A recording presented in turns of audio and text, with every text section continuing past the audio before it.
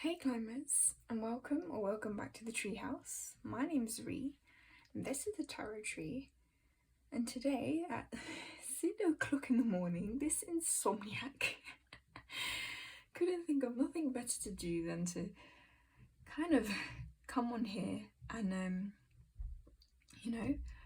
pick my TERRA volatile deck with you guys. Why not? Honestly, I picked this up secondhand pretty recently, and with the expansion pack for a really good price actually. And I just thought, you know what, it'd be really cool to have a quick look through it with you lot and see how I'm feeling about these cards and how they speak to me. So gosh, hopefully I can string a sentence along, because now as I've started, you know, when the sleepiness begins, you get out of bed in your insomniac state thinking, all right, let me just do an activity and hopefully that will tire me out, and then I already feel like I'm slurring my words, but hey ho. So I don't really fully know how this is going to work out aesthetically, because I've split this into 3 piles, which is, you know, the full deck including the vessels. I've split the extra cards that come with the original deck over to the left here, and then these should be all of the expansion card deck cards. Really, I should have just mixed those in there. Bada bing, bada boom, put that there, create the whole tarot deck in the middle so we know which ones I'm picking. But we might just have to do a run through of it at the end. So without further ado, guys, let's get cracking. I actually have the heavier edition. I feel like the aesthetic of this deck would actually suit the linen edition more. Although I do like how the colours pop on this one. Obviously this was the only one I could get hold of because I just randomly saw it secondhand. I do feel like the linen edition might be what I want to get my hands on down the line if I do like working with this deck. So yeah, let me know what you guys prefer. I just love linen cardstock anyway, it's my favourite. But yeah, it just has that age-oldie sort of, you know what I mean? That vibe that I think fits this. But yeah, without further ado.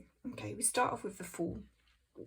So our options, guys, we have the Fool-less. We have that feminine energy of the Fool, which is very interesting. I love how their stances are quite different. He's like completely blindfolded and she's sort of just whimsically looking off into the distance, and the dog's trying to catch her attention. Actually kind of quite interesting that he has cats there as well, and more than one. Now as a female you might think, oh, really pick the Fool-less, right? I don't although I do like her energy to a degree, it's not as Fool-like to me in the way I read the Fool, in all honesty. I've just realised after all of this that I haven't plugged my mic in, so bear with me. Hopefully you can hear me better now. Gosh, yeah, wow, half asleep antics. Anyway, yes, I feel like this guy speaks more to the Fool energy, maybe because I just find males more foolish in general. It's sexist, but it's true. But that energy of him being blindfolded, it's almost like he's got a surrender flag. There's like a lot more going on with the symbology here. She's holding a star, which makes it look like a bit of a whimsical, bit ditzy in a way, Fool, but also kind of I don't know, like she is willing to take risks. But oh, now I'm getting stuck on this. No, I think for my first run of this deck I'm going to go for the Fool, the actual Fool. So that is my pick, guys. But yeah, we'll show that at the end.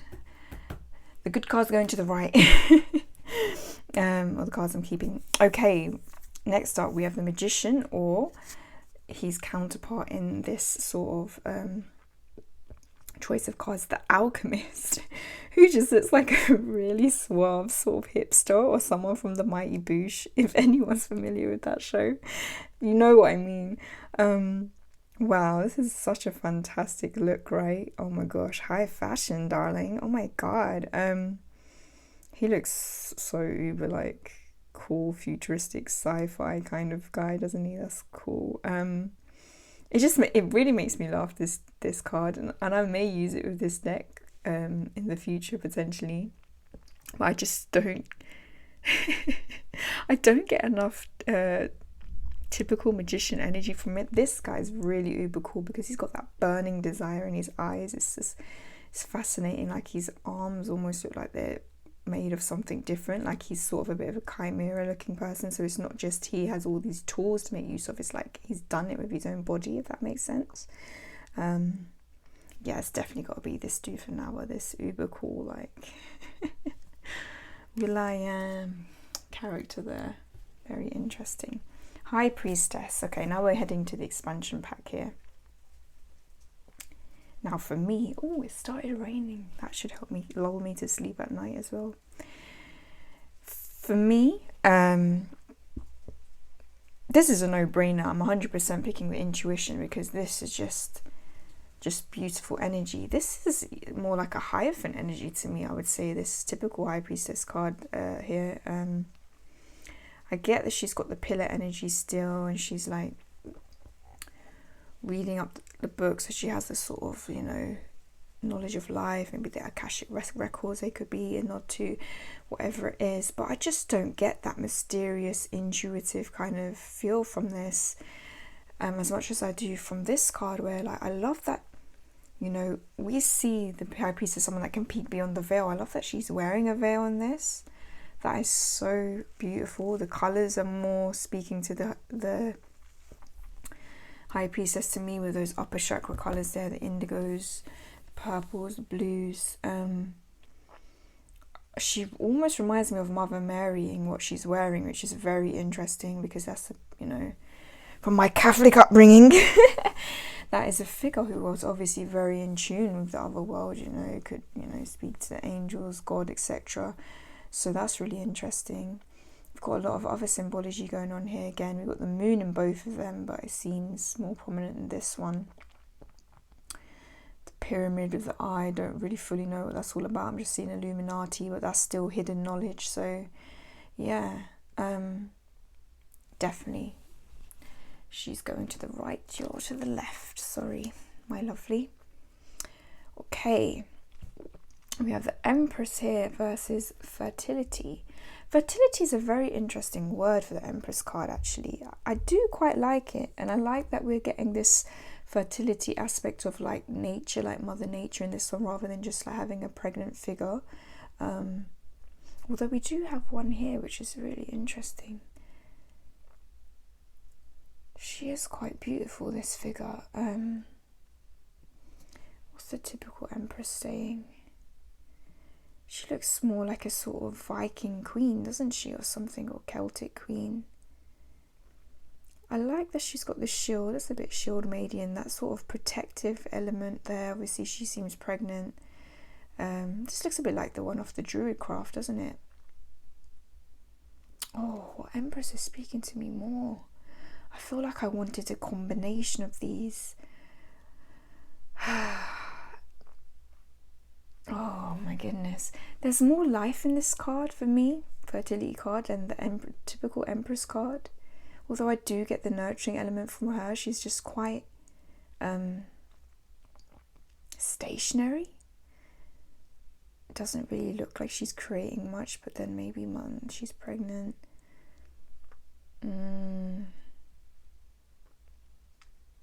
What am I going for? Okay, I'm just going to have to go with my heart. I'm going for fertility. This is the one that's drawing me the most. I don't know fully why. If it's the colours, if it's the energy. But, you know, who knows? Like, we might have to come back to that. But, yeah. Next up, we have the Emperor and Authority. Dang, this is a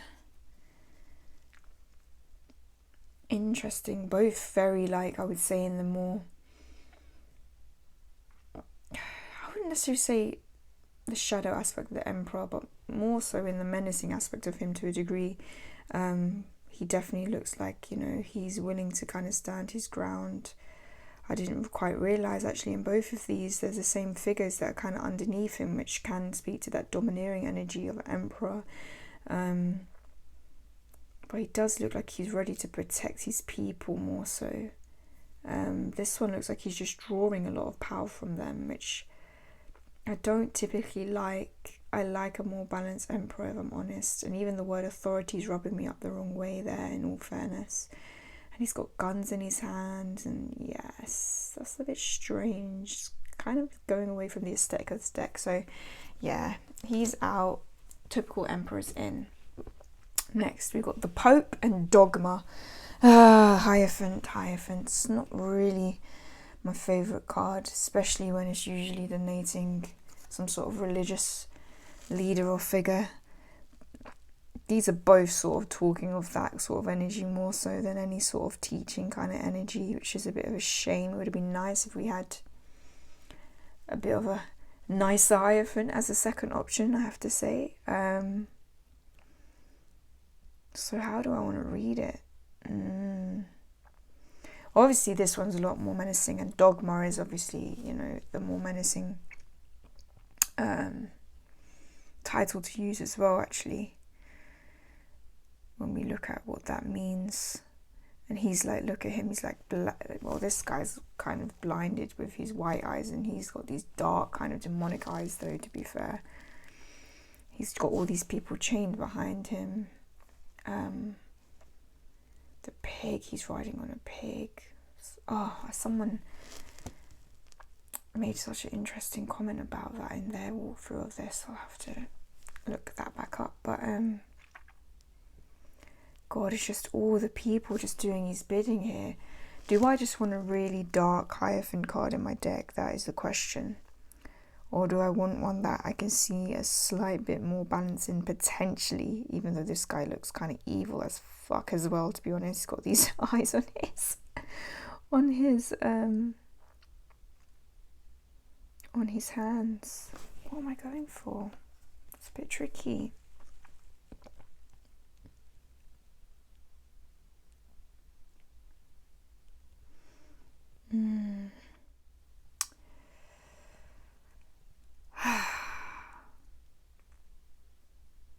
Do you know what? I'm going for this one for now, although I feel this may come in handy potentially when I might modify this to be a more shadow work deck. Because I've just noticed something that I find interesting here. He's almost a gatekeeper. There's like this sort of pathway behind him that's opening up, but he's like the gatekeeper to it, and I find that really interesting. So yes, I shall keep that. The Lovers and the Crossroads. Ooh. Now I do love a deck that makes us see a different perspective of the Lovers cards, and obviously it does speak to choice a lot. And the Crossroads is definitely speaking to that energy. Ooh. This guy seems like he's trying to choose between a few lovers. We've got Cupid up there, kind of with that symbology. Earthly pleasures, heavenly pleasures by the look of it. What kind of energy do I want from my Lovers card in this? Do I want that choice energy? Do I want that love energy? I mean, we get kind of both in this to a degree. I just find the Crossroads just a bit more of an interesting card to have in my deck, to be honest with you. I really do, and I feel like we got the Two of Cups really in there to kind of show that soulmate energy too, which might not be as strong as the Lovers. So yeah, I'm going to go for the Crossroads. That's that. Okie dokie. Now we have the Chariot and Determination. I really like that keyword used there, determination. That really does speak to that Chariot energy. God, this one does look like a little bit more macabre though, doesn't it? Like we've got this sort of demonic horse going all over the place potentially. And I mean, that speaks to, even the guy in charge of it doesn't look very focused, which is interesting, because that's speaking more to a chariot, in my opinion. The shadow side of it is being pulled in all different directions, that sort of frenetic energy, just, you know, you're determinedly heading forward, but where to, kind of thing. This chariot definitely has more poise, which is she's focused. The horses seem to be in tandem, or there's even like, seems like there's 4 there actually, doesn't there?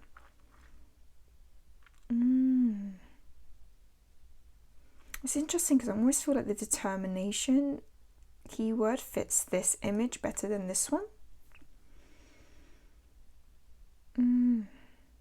I think we'll have to go with the typical for now, even though I really like the determination as a keyword. I feel like it fit that typical one better. Okay, we've got justice versus the truth. Justice is a card I struggle with, actually. I really need to do a bit more study on this card and kind of see how it speaks to me. And I feel like we often don't get newer or kind of clearer interpretations of it in tarot decks. I like when people come with something new for the Justice card, or just something that's, you know, very steeped in story or mythology, or, you know, kind of archetypal truths in story, I guess. Now, obviously we have this weighing on both of these, which makes sense for justice, right? I find it very interesting this one's called the truth, and I feel like that is could be a card that could really help me come to a bit of a wider understanding of this card in general. I like that it's actually speaking to the Egyptian mythology and Egyptian culture, or ancient Egyptian culture, should I say, within this as well, because obviously that's something where we always do see that scale there. I forgot this god or goddess's name. One that weighs a feather against your heart to determine where you're going. But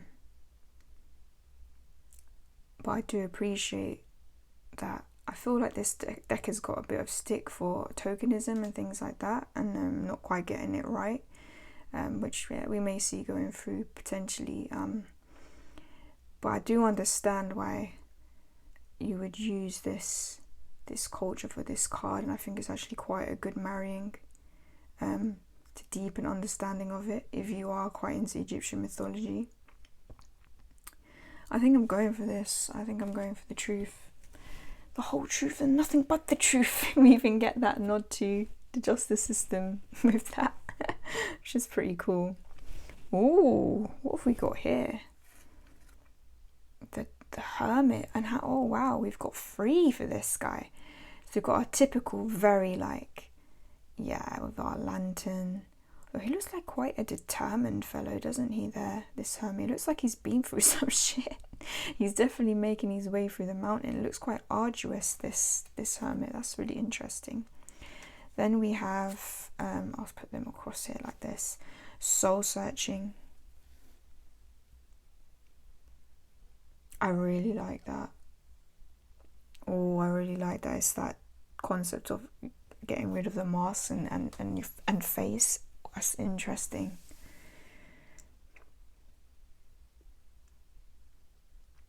I again think that's actually quite a good marrying of a culture with this card, in all fairness. Eastern philosophy of meditation and soul searching and enlightenment, because that is what the Hermit can definitely speak to. And then time, which looks like, is it Kronos? Is this Zeus' dad eating everyone? Wow, okay. I don't fully get the reference behind this. That's for the Hermit. I need to brush up on my Greek mythology, to be honest with you. We'll definitely look up what this card means. I think this is an out for me just based on that. So yeah, it's between these two.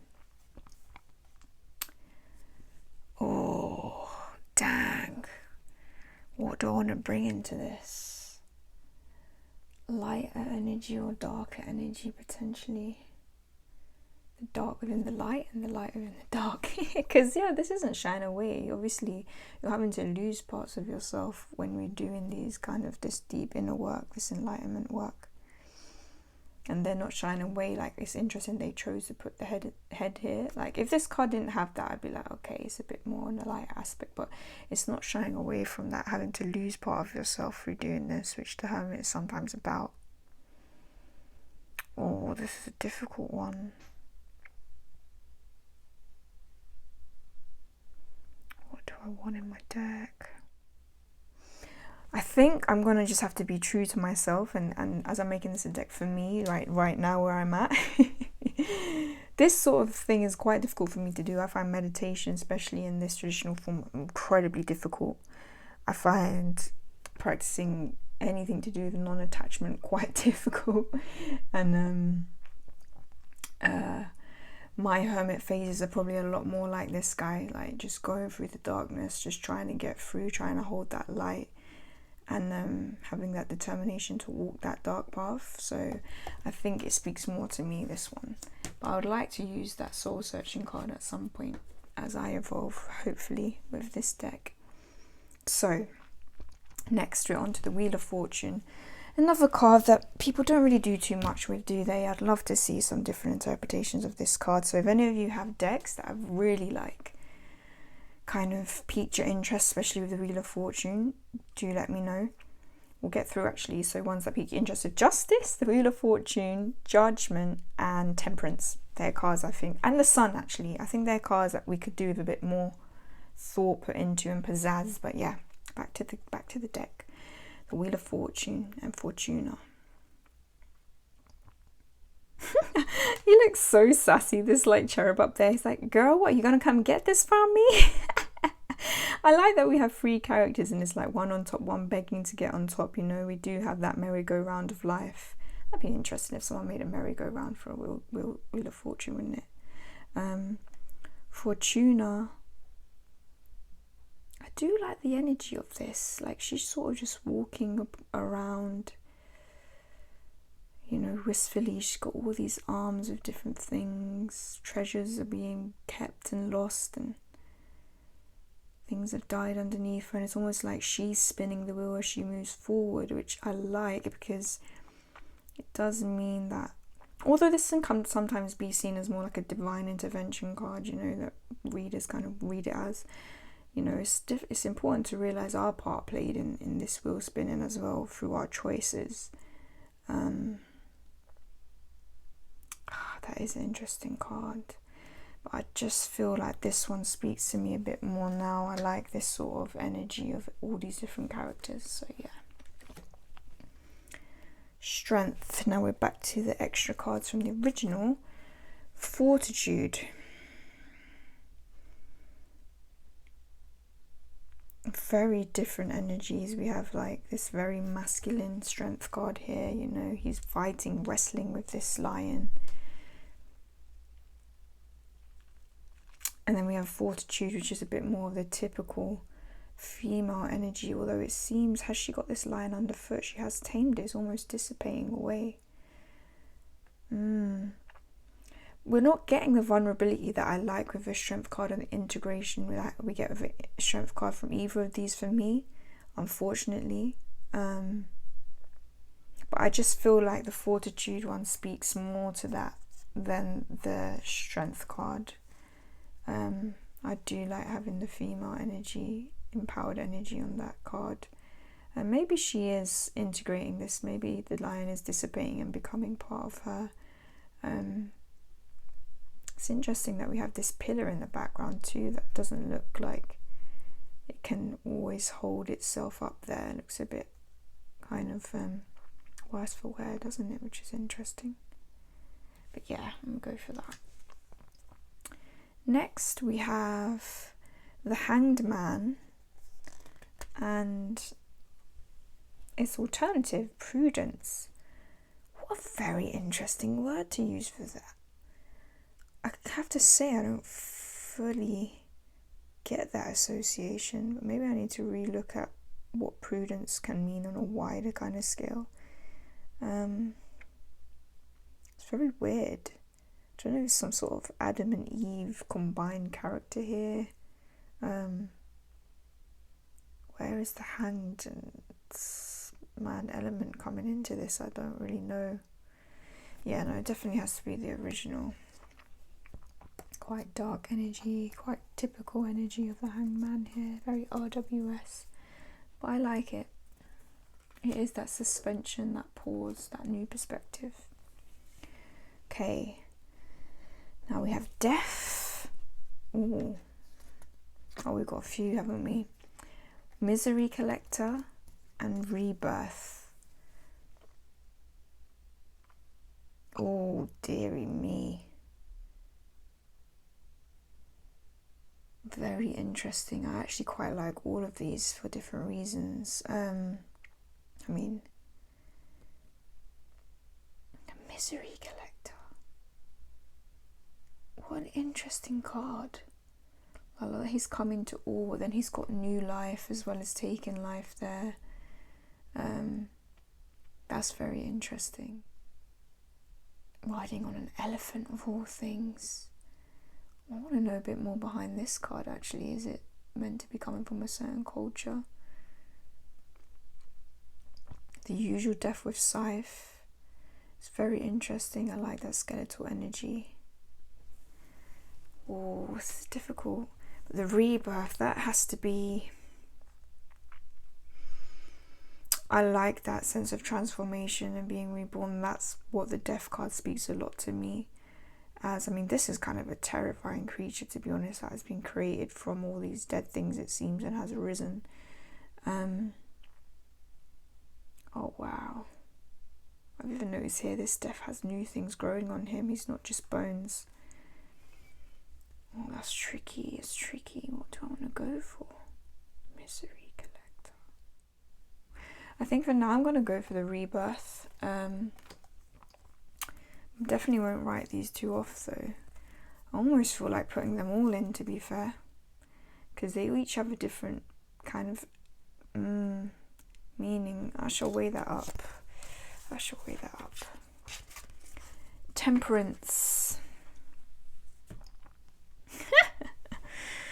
Oh, we have an extra for that, and that's called art. Ooh. Ooh, I like that. That's very interesting. Bit different. I do like that we've got the water and fire energy here. And it is an art to get that balance right, to create something is an art form, you know, to get that tempering done. This one's making me laugh, it really is. She just really doesn't seem bothered, but it's quite typical. I definitely think I'm going to have to go with art. I just like the energy of this card better. I like the elements that are being used rather than two water jugs. I really do like that. Yeah, I even like the renaming. So now we have, gosh, 3 devils as well. Goodness gracious me. So we have the Temptation. God, we've got these guys with their gimp masks. Satan with his sort of goat head there. Got the horns again for this one. Devil. Very typical. We've got this same figure. That's really interesting. This figure is in the Lovers card actually. The original Lovers card that I actually took out. Actually, these are both, so I like that nod. Maybe if I would have kept that Lovers card in, it would make more sense. That's the flip side of the love, that sort of attachment and kind of going into these kind of temptations and lust and whatnot. The Torment card, oh, that's creepy, man. I'm not getting that attachment energy so much from this one, so I think that one's out straight away. So it's between these two.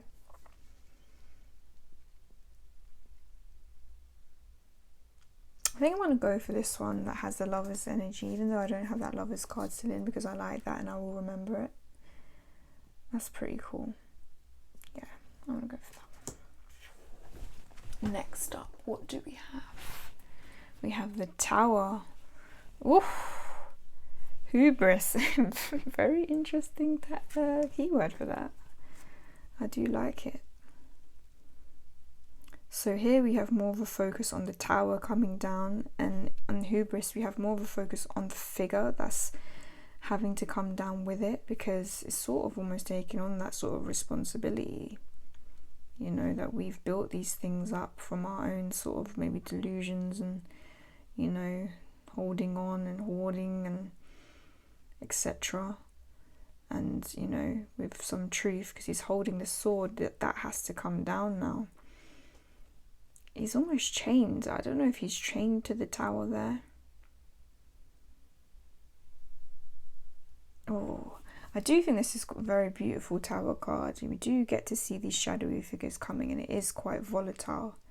But I'll be honest with you, I think the Hubris card, as much as I think this is a beautiful card, this speaks more to like, to me in terms of tower moments and taking that responsibility for them.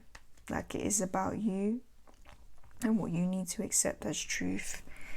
And it's not just really just about that tower that's coming down. Like, he's looking at that tower. But it's about taking that responsibility for them tower moments, you know. And it's on us to rebuild. I quite like that. So next we have the Star and Dream. I think this is a pretty easy one for me. It's definitely going to be the Star. I don't really like this figure. I don't like their face. I don't feel a lot of nice warm star healing energy from them. It's quite a kind of vacant expression they have. They look a bit untrustworthy to me. And even with the word dream to that, that's sort of like, is there truth in this? I don't like it. So that's definitely going. The Star it is. I like the constellation actually, like following your path. And obviously we get the healing waters again. I like that. So next up we have the Moon and the Labyrinth.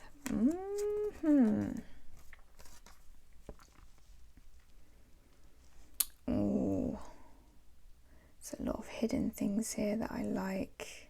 This is way more typical.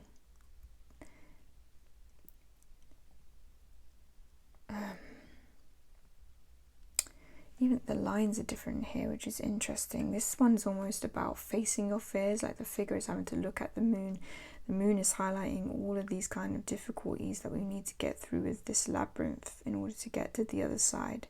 You need to face this. The moonlight's going to actually help guide you through if you face it. That's what I really like about this card, the labyrinth. But it can be difficult, and you know, labyrinths are hard to navigate. Our fears are difficult to navigate. Illusions that we've allowed to kind of build up in our lives are kind of hard to navigate. This one's more of the moon just shining a light, you know, abruptly on everything and everyone is hitting us, even though the figure is really hiding in the dark there. It is quite confronting, but I like the message of the labyrinth more, so I'm going to pick that because that does definitely feel like what a moon moment can be like. The Sun and Poetry. Another card I wish people would do more with, I have to say. What have we got here though? Happy clappy, cherub, sunny, naked, sunflower energy. Does look quite successy, doesn't it? Poetry is a very interesting word for the sun, but the figure in this is just not giving me sun energy. Is this meant to be Apollo? With his is it Apollo? Oh my goodness, am I getting the Roman and the Greek names messed up? Oh my goodness, I need to really brush up on my mythology. One of them can play the thing really well, right? Is it meant to be him?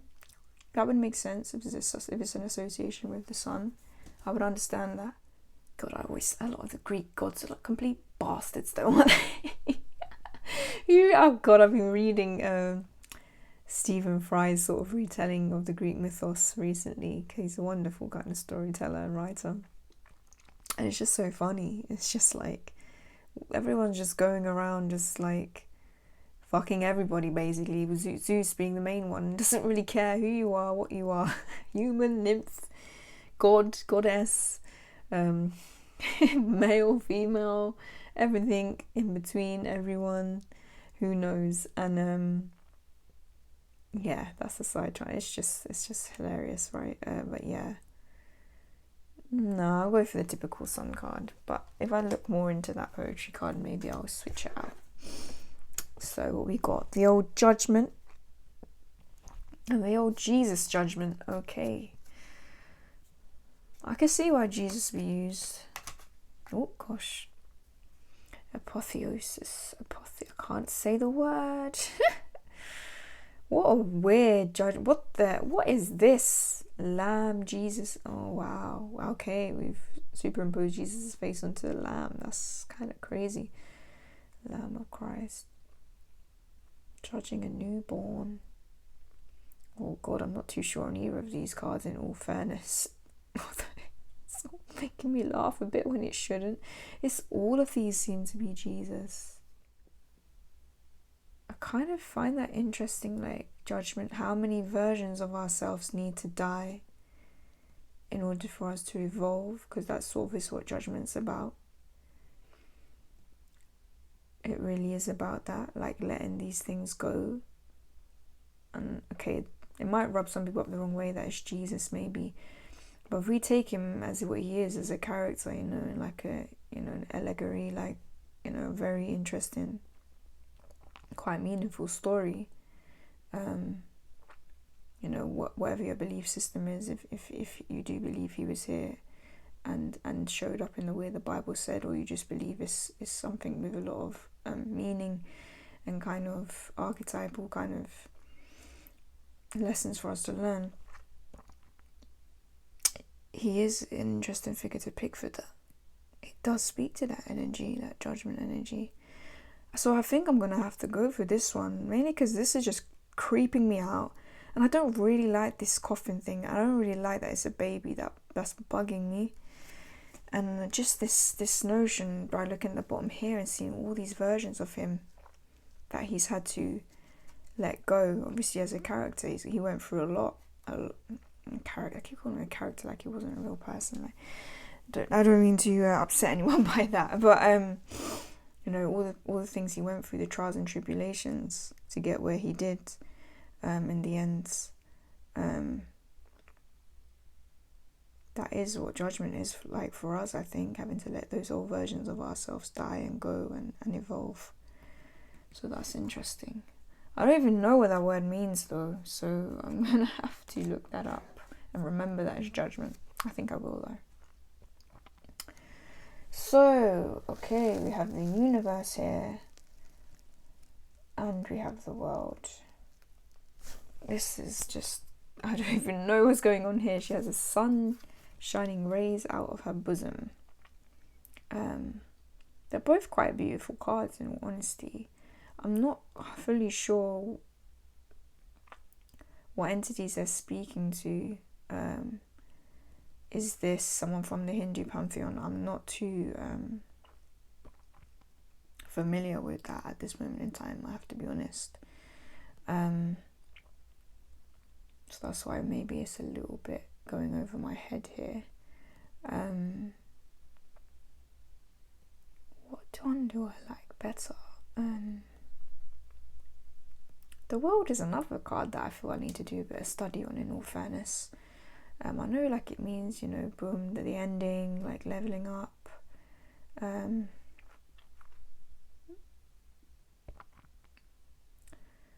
feel like this is going to be a purely aesthetic pick, and one that I feel may have more symbolism, and I think it's going to be the universe. I'm seeing this sword of truth. I'm seeing this sort of like open horizons to other worlds, even though this does have that too. It's just this is throwing me off so much with the world card, so I'm going to keep the universe card. Okay, now we're on to the wands. So yeah, we don't have doubles for all of these, so obviously I'm going to get to keep that. On to the two of wands now. Yeah, I was so with people on this. For me, this shouldn't be a two of wands, this card. This should be a three of wands. It's not an artist that's weighing up something. He's already set out on his creation. And if this was the three of wands, I probably would pick it over the next one that's to come, in all fairness, just for a little bit of pizzazz, a bit different. Maybe I should just add another three that I make it three of wands. What do you think?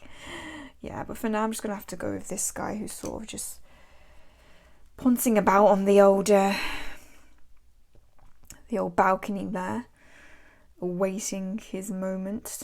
I don't know what he's holding, but yeah, it's quite funny. There's a statue here, looks like it's sneaking up on him. Also looks like the water's rising, so it's like you better hurry up and make a choice. Sometimes we need that kick up the backside with a 2 of Wands moment as well. Alright, plan, but come on. Yeah, 3 of Wands is typical. This figure's literally made it to shore and is ready to set out on the boats. 4 of Wands. I think it's a bit of a problematic card for people. This original one.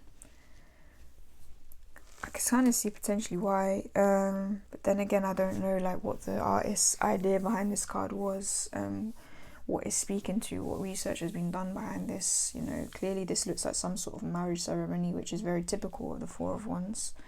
But yeah, I'm not quite sure why this is what it's speaking to. This one definitely still seems to have that marriage kind of content kind of feeling, but this definitely seems like, who is this about? Is this, I think Kara was saying this, someone was saying this about this deck, is this Dionysus or that Greek god, you know, of all of that, you know, let's have a good time. Definitely looks like it could be some of them having a good time in the old forest doing that, which is a 4 of Wands moment. So I think I'm going to go for this one this time around. We've got the 5 of Wands, which is this sort of childlike energy. The competition. Was there meant to... Why do I feel like there was meant to be another 5 in this? Have I lost it? Yes, there it is. Okay. So we have this children fighting with sticks and then men being way more serious fighting with sticks. So what kind of energy do I want to bring to this? Now for me, the 5 of Wands always speaks to more of like competition, almost even like growing, trying to get better, you know. So that's why I feel I will choose the children, because it speaks more to that energy. And maybe save a 5 of Swords moment for something a bit more gory like this one. But definitely 5 of Wands can move into this. 100% of these boys don't really grow up as it per se. Although it still looks like, oh, they know, they look more like they're fighting than practicing. So yeah, it's going to have to be the kiddos in this instance. What else have we got? We have the 6 of Wands. Have I left any out? Feels like I put the wands when the wands should be above this. Yeah. But the 6 has to be this. Yeah, we do kind of see that victory. Wow, what has he got? Has he got the Gorgon side? Is this Medusa? I don't know. I wish there was a book that came with this. I really do. 7 of Wands. Okay, so we have a samurai in this. Very interesting. I do quite like that as a marrying for the 7 of Wands, I have to say. This defense energy, you know. The last defense. Almost. Keeping up them boundaries, you know, protecting the provinces, etc. That's really interesting. I wonder if it's still trying to keep it in line with whatever kind of timeline we're on in the sort of more European looking cards in this as well. That would be interesting. Then we have this very typical, you know, defending your boundaries, etc. with this sort of knight here and all the wands. Wow, what's really interesting here is that it's like the wands have already been gathered up here by this character, this figure. But they're still burning brightly. It's like I've done this and I'm still ready to do more. I like that. I actually quite like that. Oh, they're both slightly different energies. It's like this is in the present. This is like I've got through it and I'm still willing to go. Like, push me, test me. Like, I can get through this, which is a good encouragement with this card. I think I'm gonna have to pick him. He just like it just takes me to Samurai Jack, which is a story that I love very much and is actually quite about, you know, pushing past your boundaries as well. Okay, right, now we've got the 8. I love both of these, to be honest with you, and there may be space for me to keep them both in this deck. I like it. It's like, this is like communication coming down like from the heavens, and this is like these sort of downloads that are kind of in this two-way kind of element here going up.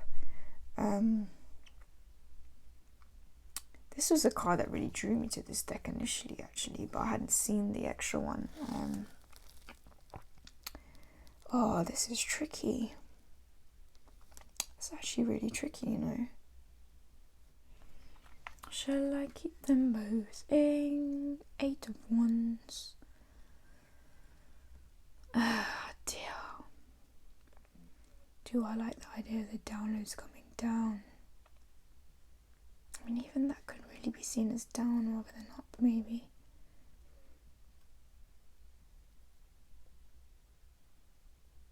She's just speaking to me a bit more for now, so I'm going to put her in. But I'm probably going to end up putting them both in, to be fair. 9 of Wands is a no-brainer because I do not get this card. It's weird, it creeps me out. I know a lot of us have said the same. This guy I prefer way more.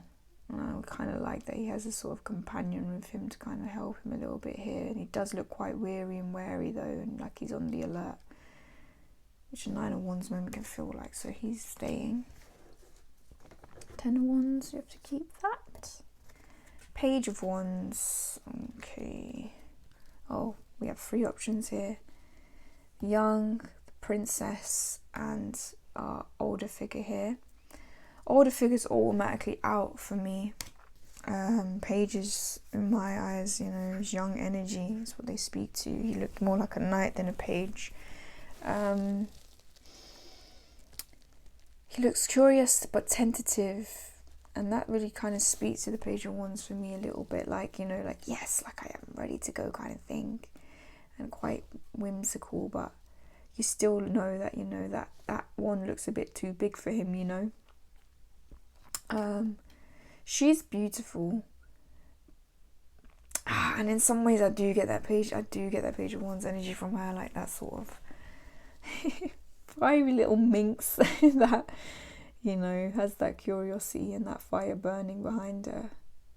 Oh, what one do I want to go for? I think this time around I have to go for the youngest looking, but he may get traded out for her at some point. The Knight of Wands. Okay.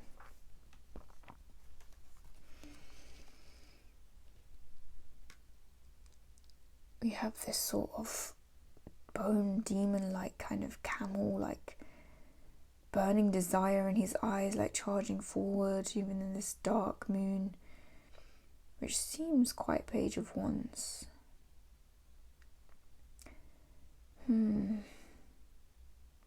We got this guy. I actually like that the horse is staring us and the sort of energy of it coming at us, like that sort of burning desire. His face is a bit creepy though. Both of these figures' faces are quite creepy. I don't know what that's about. None of them I'm not drawn really to either of them like 100%, I have to be honest. But I think I'm gonna go with this guy just because more of like the horse's energy in this. We've got the Queen of Wands. It's very beautiful.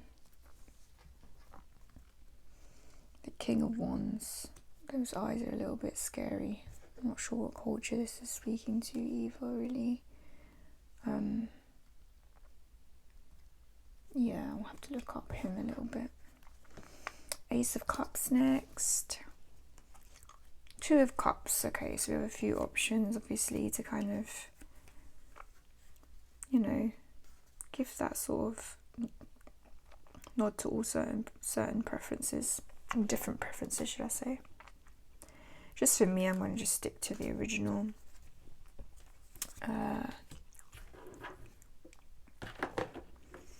Three of Cups. This is very interesting. I do quite like that we have that typical female energy of the Three of Cups in this one.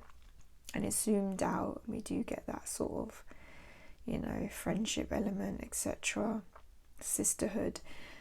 This is really interesting because this is a more masculine take on that. Obviously, looks like three men holding cups and cheersing each other, should I say? And that sort of sense of camaraderie, that more masculine sense of the Three of Cups, is very interesting to me.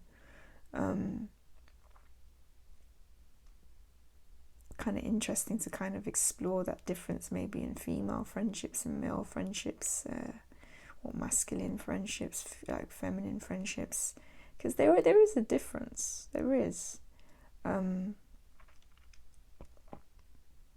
But each obviously with their own sort of, like, you know, merits, etc. What card do I feel like speaks to me a bit more in this? I think this one does, actually. The more masculine, more close-up one, to be honest. I don't know why. There's just something I can hear the jokes being made, the kind of glasses clinking. Maybe I'm quite, you know, I probably am quite masculine in terms of my friendships, to be quite honest, if that makes any sense. I grew up as a tomboy. Grew up with a lot of, like, male and masculine friends and energy around me. You know, whether they were girls or boys anyway. So this sort of speaks to that more friendship energy for me, I would say. Yeah. Four of Cups, quite typical. He's like, what are you looking at? Can't you see I'm trying to read? Got the Five of Cups, very typical. You know, I like that he's actually spilling one out though. That's pretty interesting. Okay, Six of Cups. I've seen this in a few Six of Cups lately, where I'm seeing them more like a mother figure and a younger figure, which is interesting. And then we have this more typical sentimental, nostalgic Six of Cups. You know, it's quite sweet, actually. I think I want to go for this one just because it speaks more to the energy to me. But this is worth exploring, this energy. Like an older person living maybe those moments through their children. Seven of Cups, of course, we get that choice element. Eight of Cups, that walking away. Oh, that's a very somber one, isn't it? And walking into the moon, no less. So facing your fears, that's really light. That's a nice touch. I like that. The Nine of Cups. Oh God, I don't particularly like either of these too much, to be honest. Again, I think this is a card some people find offensive, although I really do understand why you would put the Buddha, like, with the Nine of Cups, for it's like typically it's more positive meanings. I do get that, that luck, that abundance, etc. I just find this character really off-putting though. I just don't like the way it's drawn. It's a bit eerie for me. So I think I'll rather kind of go, even though I do think this character actually does kind of marry with this card, like, I do think I'll be picking the drunkard, to be honest. Yeah. Ten of Cups. Yeah, we get that lovey, kind of dovey, family, happy, loving energy. Got the Page and the Princess. So we have that very typical, he's a bit timid, he's got that fish in his cup, like the Rider-Waite. He's not like fully stepping forward. I think these really do embody like the masculine side of a Page of Cups and the feminine side of a Page of Cups, like, because I feel like this character has the tendency to be both. She's like overpouring like these emotions, like, you know, just like, oh, I'm just gonna let everything gush out, you know, like that really sweet sort of when someone's got a crush on you energy, which can be a Page of Cups. And he's more like the timid, controlled, I'm gonna take my step forward. So really, I wouldn't mind keeping these both in. I'm not gonna, because I do feel like they speak to the Page of Cups energy in both ways. I think for now I'm just going to go for the typical Page of Cups, but the Princess will probably make her way in it at some point. Knight of Cups. Got this guy. Quite relaxingly moving forward, which doesn't, I don't know, it's a bit flat. It's fallen a bit flat for me, this card, I have to be honest. This one I like. I love that the horse is more on it. I love that they're both blindfolded, but the cup is still teetering, you know. Knight of Cups can be a little bit of, you know, sort of blind, hopeless, romantic to a degree, you know, like might not be all that they seem as well. It's interesting. There's even chains on this figure. What's behind them actually? That's interesting that there's chains. Going forward blindly in love, you know, maybe a little bit over the top. Yeah, I think I'll go for this one. Queen of Cups. We have the Fool-less. That's the exact same figure by the looks of it. That's very interesting. Same face. And then we have our King of Cups there. Very astute fellow. Managing those waters behind him quite well. Now we're moving on to the swords. So it's best to put the old swords up here. Ace of Swords. Two of Swords, Three of Swords. Okay, so we have a typical heart being stabbed through. I love that there's this sort of all these sinking ships, because, you know, that I think the Three of Swords can speak to a lot of the time kind of grief over relationships, right, in some way, shape or form. So the ship's a very nice touch. This one is interesting, how it's really going through her chest though. It's actually bringing the figure back into it rather than just anatomical heart, and how all of this sort of, you know, overgrowth here is sort of clinging to her, you know, maybe growing all that sorrow, all that stagnancy, you know, the dark clouds above her. Do you get that grief aspect? I think I'm going to have to go for this one though in this, because I just love that ship and water energy at the bottom of it. Okie dokie. The Four of Swords. We get this typical resty. Looks a bit vampire-y, doesn't he? Even with the V.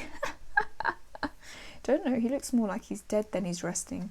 I like this one though. This sort of battled, weary soldier having a rest in the inn, you know, post his troubles. That really does speak to that healing energy, and he's put the swords down here. I really like that. It's definitely got to be this one. That's a bit different. I like that. The energy of rest really speaks strongly. We've got the Five of Swords here. Yeah, very typical. He stabbed this person in the back. He's got all the swords with him, really, even though these two are down. Looks a bit menacing, doesn't he? Like he really has done something he shouldn't have. It's interesting. And then this one's quite shattering as well. I'm not quite sure who this figure is meant to be.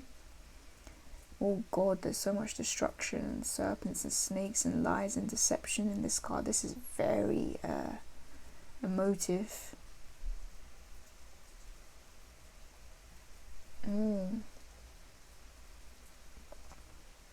This one's speaking to me more. I need to look into it a bit more, but I like the snake energy. I like the deceptive energy here, the shattering apart, the kind of being stabbed.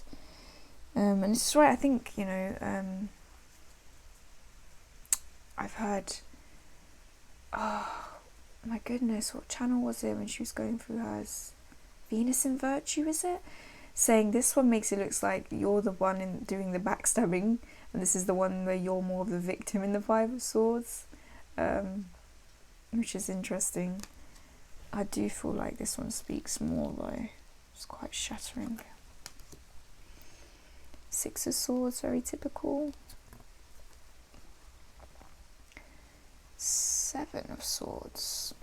Here we have like the figure kind of nicking them as usual. But I like that we have the fox stealing them from the sleeping soldiers in this. Got sly energy. Mr. Foxy McGee. I like that. He's going to have to go in there. Eight of Swords, typical kind of blindfolded energy. I like how they're all down though and they're making a path she has to walk through.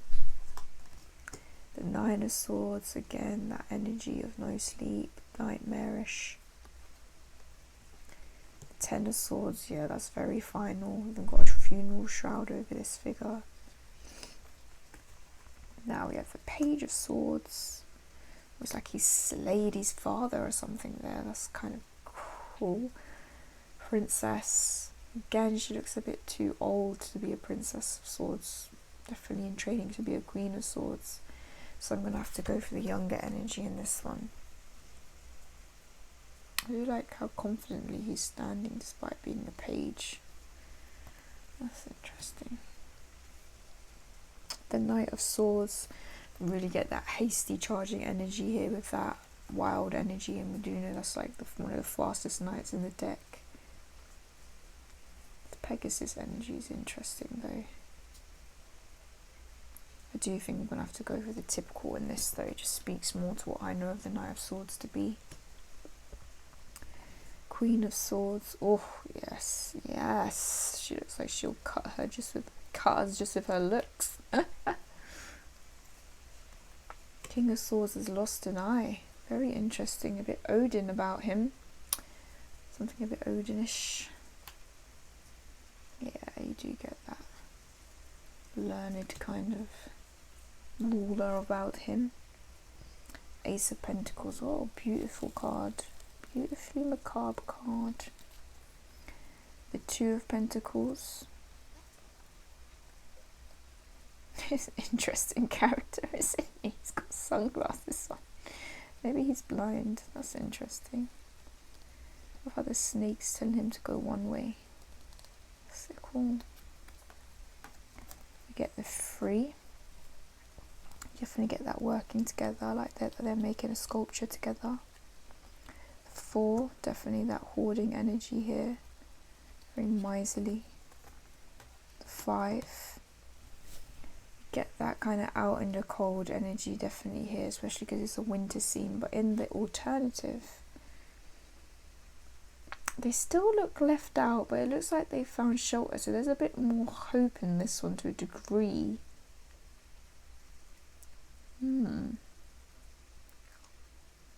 Telling you you can build on this.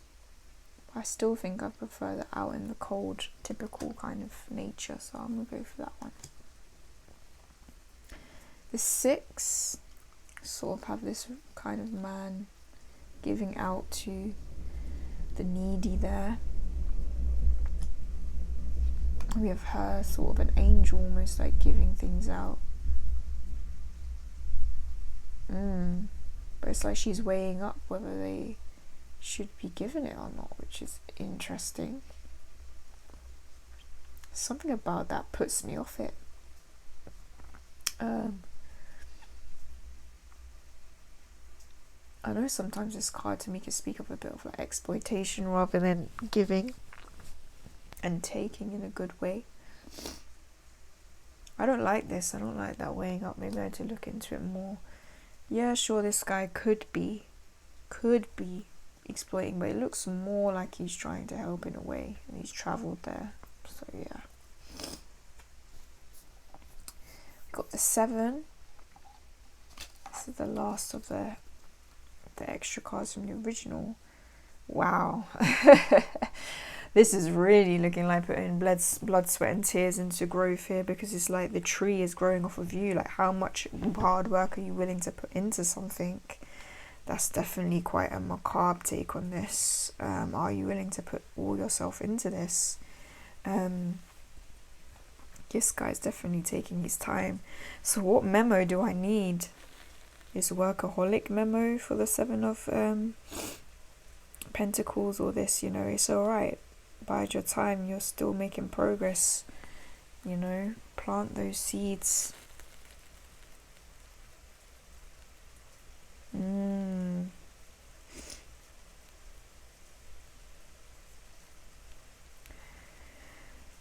See, as somebody who is quite impatient, I think I need reminders that the Seven of Pentacles, you know, can be, you know, it's part of the process. It can be enjoyable to do that waiting. So I think I need the lighter card really, but I do appreciate this. Like I said, when I would modify this to be a more shadow worky deck, I might be putting those kind of harder hitting cards back in. Even might be worth having them both in there at some point, to be fair. So now we're solidly onto our expansion pack and what's left. So we have the 8 of Pentacles. Just your typical crafting. I like that it's some sort of blacksmith, because that is a very skilled profession. I love that he's actually making one of the coins as well. That's really cool. We have the 9 of Pentacles. Yes, a very independent, quite luscious looking person here. Enjoying life. The 10 of Pentacles. Okay, we get that sort of family and business and merchant energy of both. I just prefer this one because it seems a bit more wholesome. This seems a little bit more authoritarian for some reason. So you, my friend, although what are they? These coins are laid out in the... Is it Kabbalistic? Is it the Tree of Life?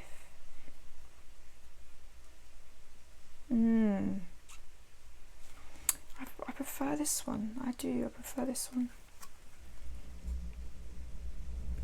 I do. That's going in.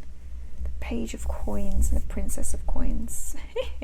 Got a little bit of an Elizabeth Taylor lookalike here. That's my grandmother looked very much like her as well. So that's an interesting card. She has that sort of sheepish, cheeky look of my grandmother Elizabeth Taylor as well. I like that she's holding it closer to herself, to be fair. That's interesting. The Page of Coins.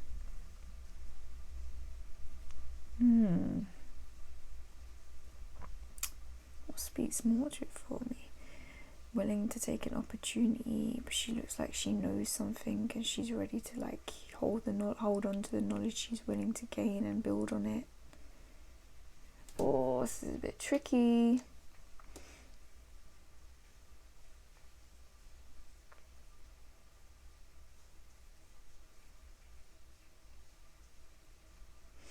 I think the Page of Coins is typically more willing to invest and start up something, so that body language speaks more to this card, so I'll take it. But I did prefer that card aesthetically, the Princess, and I may switch that out. So now we have the Knight of Coins.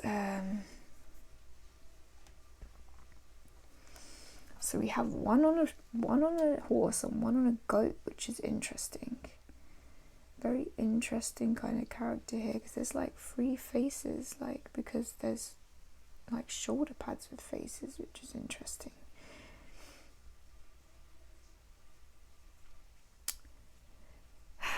What one do I prefer? See, this one's energy in terms of the movement speaks more to the Nine of Coins for me. It's like he's making his way through the undergrowth. It's slow, it's steady, you know, he's on a go. He's still making things as he goes along, like it's not just stagnancy. This one looks more like he's moving forward, but obviously not at the fastest speed. He is focused on his goal though, on like being steady and growing that. One. I just like the energy of going through the undergrowth and on your journey still making stuff here of this one, so I'll keep that one for now. Got Queen of Coins. Oh la la, very beautiful. The King of Coins, like the stag energy. This looks a bit like Baratheon. What's his name? What's his first name? You know, the guy in Game of Thrones, and he definitely gives me quite strong earthy energy in all fairness. Stubborn energy. I like that. And now we move on to the vessels, and I'm not really sure what these meanings of these cards are, so literally this is just going to be, oh, okay, what does aesthetically look cooler right now? So yeah, So obviously that's the 2 there. Not really sure what it's meant to mean. That's a beautiful card of the tree here though. I love that. 4, very, very interesting. This angel showing them to this dead kind of figure. The 5. So we have the same head, but we have different figures. Like, what is this meant to mean? Definitely looks like some sort of sacrifice is being made, or some sort of death. And I really, really don't know what's going on. I think I'm going to stick with the original. I probably need to read up on this. We have the 6. Again, sort of Jesus-like character, it seems. I feel like I will split this off from the main deck and potentially use it as an oracle, but I need to understand more so what these cards mean. 7 of vessels. The 8. The 9. Okay, so we have this sort of chimera here. And here we have like that eating the moon. What the hell is going on? I really don't know. I just know I like this card better, so that's staying for now. Gosh knows what's going on here. 10. The page and the princess.